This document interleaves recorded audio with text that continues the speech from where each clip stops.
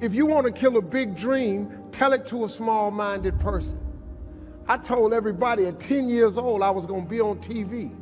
I had a little problem when I said that. I had a severe stuttering problem. I could not talk outside of my house. I went to school, church, anywhere. I locked up. I couldn't go to the store. I just stuttered profusely, man. It was a horrible experience for me. So when I wrote on that paper, the assignment was write on a piece of paper what you want to be when you grow up. I'm 10. I wrote I want to be on TV. That was that faith, the belief in things that you cannot see. I ain't see no way I could be on TV, but I wrote it down. I didn't know no better. I'm 10. I wrote it down. Teacher called me to the front of the class. I thought I'm gonna get me a gold star because she had everybody stand and read their paper and their name. She called me to the front. I'm thinking, I'm going up here to get a gold star. I ain't never had one before. This must be, my answer must have been really good. I can't tell you how wrong I was. That lady didn't call me up there to give me no gold star. She called me up there to humiliate me. And when I got up there, that lady leaned into me. She said, why would you write something like this on your paper? First of all, why you called me up here? You know I can't talk. You already know I can't talk. And she just said, why would you write something like this on your paper? And I'm standing there. I'm trying to get it out. She said, who in this school ever been on TV? Who in your family ever been on TV? Who in this neighborhood ever been on TV? She said, look at you standing there. You can't even talk. How they gonna put somebody like you on TV? So every Christmas, I send her a flat screen TV.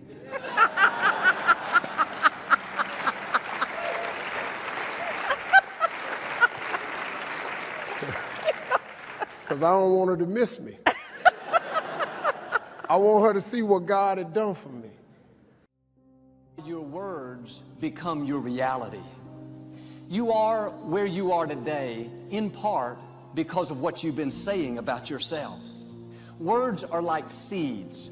When you speak something out, you give life to what you're saying. If you continue to say it, eventually that can become a reality. Whether you realize it or not, you are prophesying your future. And this is great when we're saying things like, I'm blessed, I'm strong, I will accomplish my dreams, I'm coming out of debt. That's not just being positive, you are prophesying victory, prophesying success, prophesying new levels. Your life will move in the direction of your words.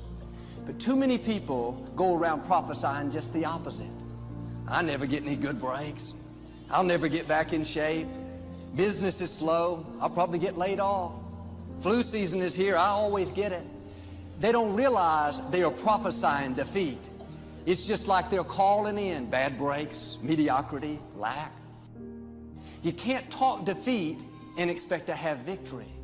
You can't talk lack, not enough, can't afford it, never get ahead, and expect to have abundance.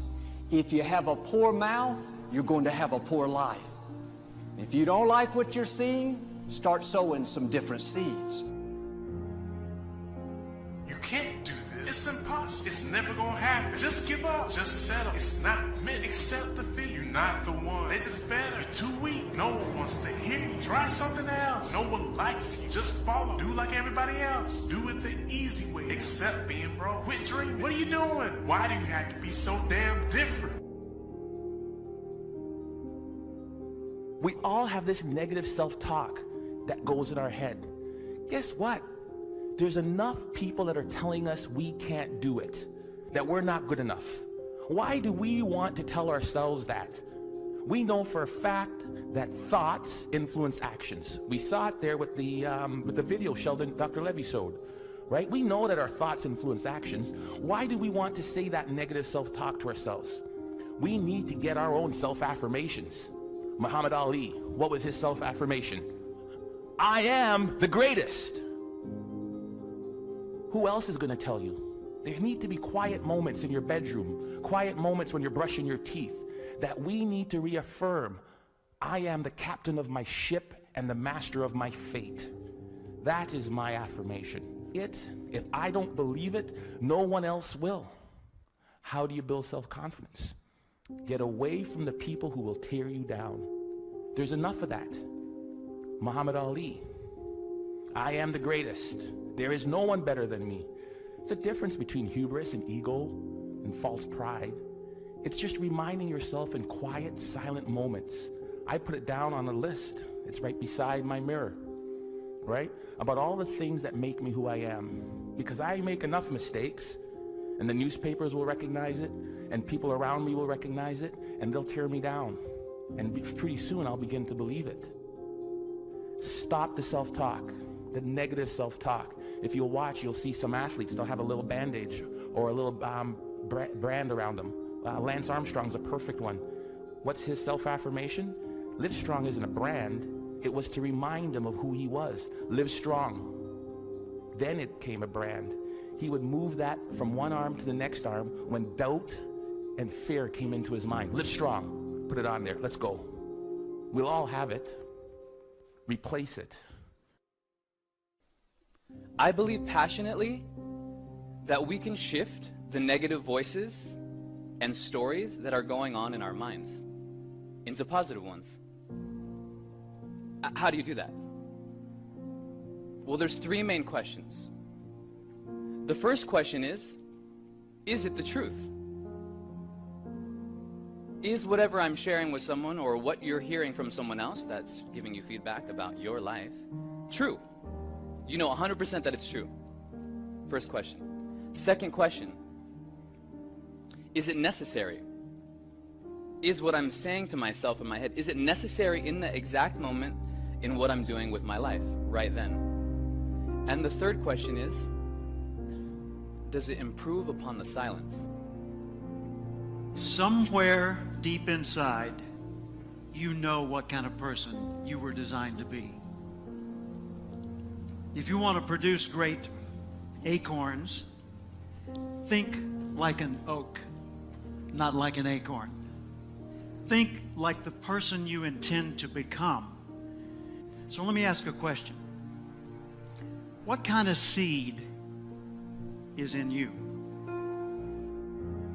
Figure out who you are, don't apologize for who you are, and then become even greater than you naturally are at what you are.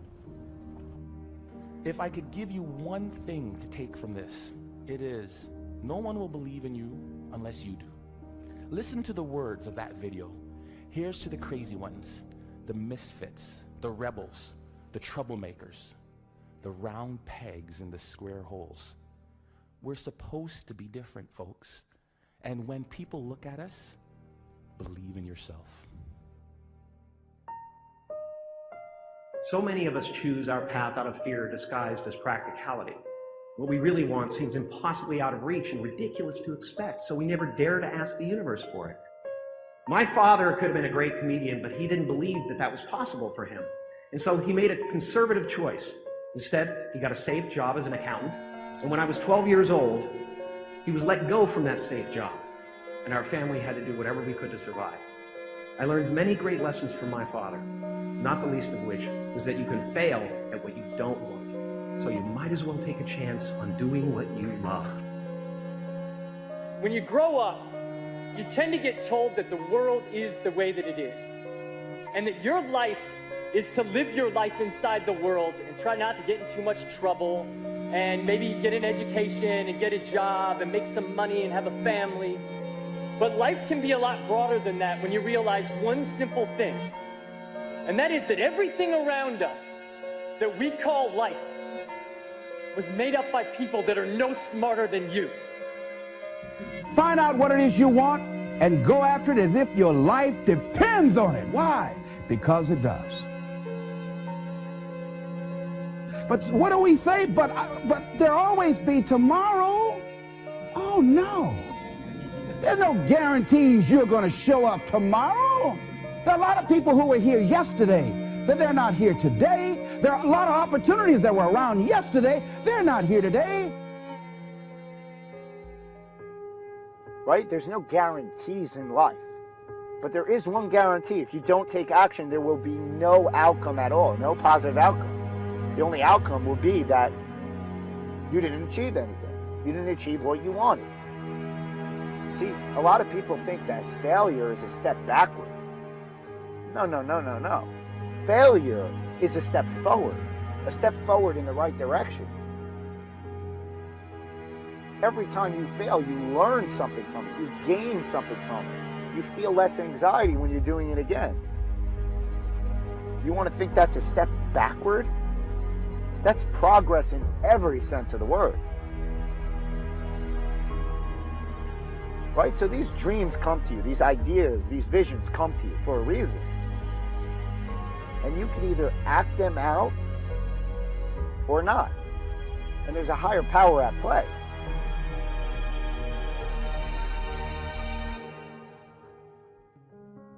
I want you to look at your life right now and think about something that's important to you, something that gives your life a sense of value. Think about something that you'd like to have, or something you'd like to create for you or your family or for society.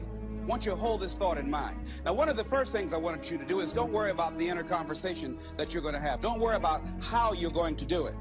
That's going to come. You're going to develop a plan of action. You will find the way. You'll become the kind of person that can attract the people, the resources, and everything you need in order to make that become reality.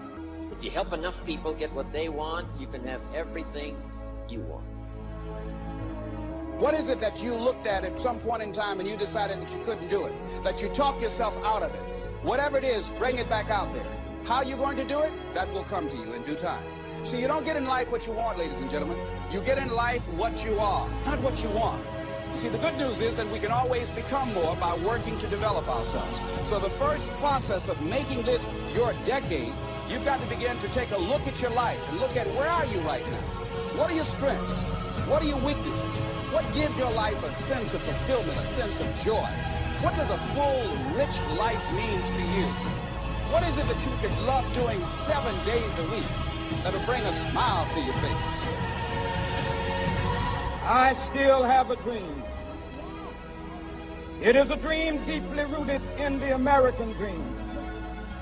I have a dream. Find out the reasons that you do what you do. Find out the reasons that will make you strong, that will make you walk by faith and not by sight.